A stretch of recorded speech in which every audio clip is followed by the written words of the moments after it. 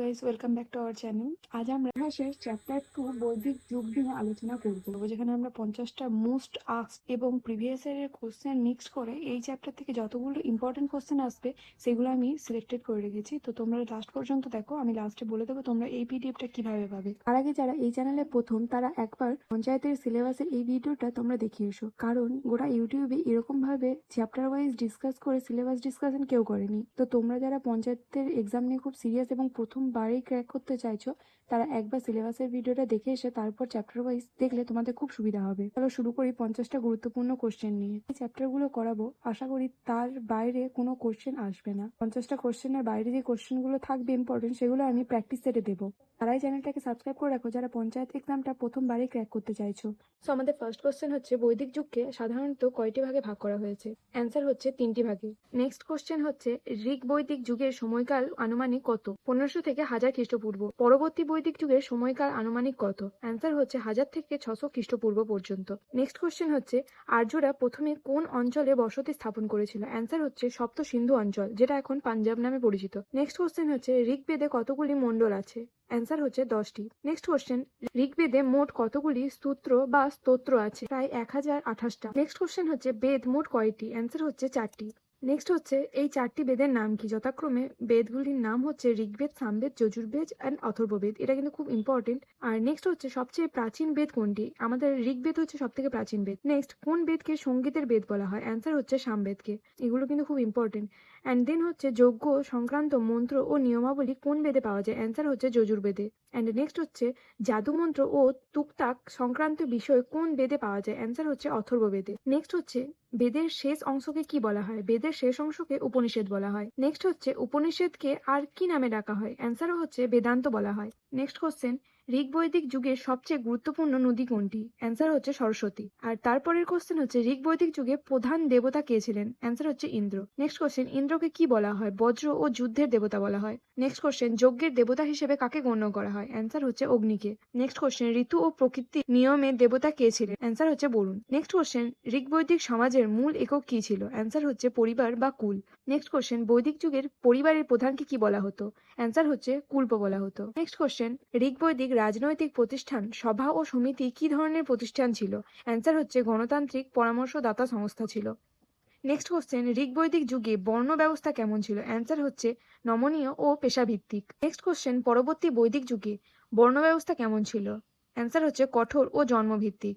Next question, চতুর্বর্ণ ব্যবস্থার ক্রম অনুযায়ী প্রথম বর্ণ কোনটি? অ্যান্সার হচ্ছে ব্রাহ্মণ।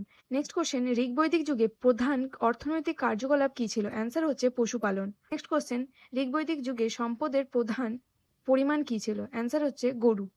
নেক্সট কোশ্চেন, পরবর্তী বৈদিক যুগে প্রধান অর্থনৈতিক কার্যকলাপ কি ছিল? কৃষি। নেক্সট কোশ্চেন, পরবর্তী বৈদিক যুগে ব্যবহৃত প্রধান ধাতু কোনটি? লোহা। ঋগ বৈদিক যুগে নারীদের অবস্থান কেমন ছিল? সম্মানজনক এবং শিক্ষা অধিকার ছিল। নেক্সট কোশ্চেন, ঋগ্বেদে উল্লেখিত মহিলা ঋষিদের মধ্যে অন্যতম কে ছিলেন? এক হচ্ছে গায়ত্রী আর দুই হচ্ছে মৈত্রী, দুজনেই ছিল মহিলা ঋষিদের মধ্যে অন্যতম। নেক্সট কোশ্চেন, পরবর্তী বৈদিক যুগে নারীদের অবস্থার কি পরিবর্তন হয়? পরবর্তী বৈদিক যুগে নারী অবস্থার খুব অবনতি হয়, সভা সমিতিতে অংশগ্রহণ কমে যায়। ঋগ বৈদিক যুগে রাজনৈতিক একক কোনটি ছিল? অ্যান্সার হচ্ছে গোষ্ঠী বা উপজাতি। নেক্সট হচ্ছে, পরবর্তী বৈদিক যুগে রাজতন্ত্র কেমন হয়ে ওঠে?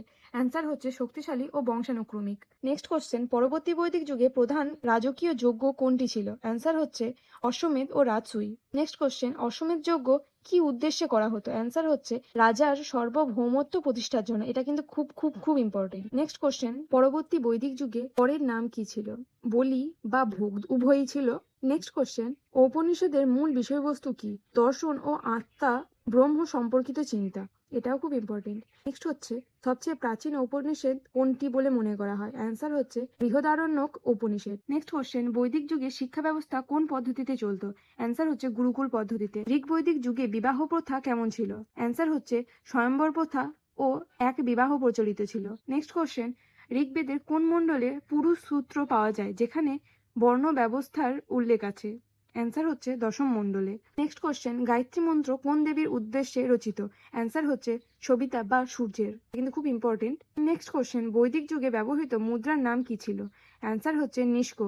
নেক্সট হচ্ছে, ষোড়শ মহাজনপদের উল্লেখ কোন গ্রন্থে পাওয়া যায়? অ্যান্সার হচ্ছে অঙ্কুর নিকায়, বৌদ্ধ গ্রন্থ থেকে পাওয়া যায়। নেক্সট হচ্ছে, বেদাঙ্গের মোট কয়টি? নেক্সট হচ্ছে, বেদাঙ্গ মোট কয়টি? অ্যান্সার হচ্ছে 6টি। নেক্সট, বৈদিক সাহিত্যের অরণ্যক নেক্সট হচ্ছে, বৈদিক সাহিত্যে অরণ্যক এর মূল বিষয় কি? অ্যান্সার হচ্ছে বনে বসবাসকারী সন্ন্যাসীদের জন্য দার্শনিক আলোচনা। নেক্সট হচ্ছে, পরবর্তী বৈদিক যুগে গুরুত্বপূর্ণ দুটি মহাকাব্য কোনগুলি রচিত বা সংকলিত হয়েছিল বলে ধারণা করা হয়? অ্যান্সার হচ্ছে রামায়ণ ও মহাভারত। নেক্সট হচ্ছে, বৈদিক যুগে বলি শব্দটি কিসের সাথে সম্পর্কিত? অ্যান্সার হচ্ছে প্রজাদের স্বেচ্ছাকৃত বা বাধ্যতামূলক উপহার বা কর। নেক্সট অ্যান্ড লাস্ট কোশ্চেন, ঋগ্বেদের ভাষা কোনটি? অ্যান্সার হচ্ছে সংস্কৃত, যেটা প্রাচীন বা বৈদিক সংস্কৃত। এই হচ্ছে আজকের টোটাল 50টা কোশ্চেন, যেটা থেকে ঋগ বৈদিক যুগের ম্যাক্সিমামটাই কভার হয়ে গেল।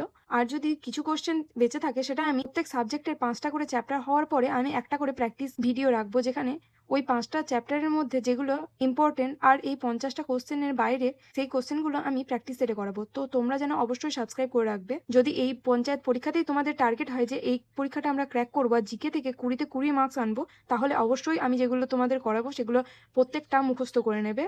নেক্সট কোন টপিকটা তোমরা দেখতে চাইছো সেটা কমেন্ট সেকশনে অবশ্যই জানাবে। আর যদি তোমরা এই পিডিএফটা পেতে চাও, তাহলে এই নাম্বারে সাবজেক্টের পিডিএফ লিখে, যেই সাবজেক্টের পিডিএফ চাইছো সেটা লিখে মেসেজ করো, আমি তাহলে তোমাদের সেই ক্লাসের পিডিএফটা পাঠিয়ে দিতে পারবো। তাহলে তোমাদের কোনো প্রবলেম হবে না পড়াশোনা করতে। দেখা হচ্ছে পরের ভিডিওতে। ততক্ষণ তোমরা প্রিপারেশন চালিয়ে যাও, কারণ পঞ্চায়েতের পরীক্ষা, আইসিডিএস এর পরীক্ষা খুব সামনেই। তো বাই বাই, রাধে রাধে।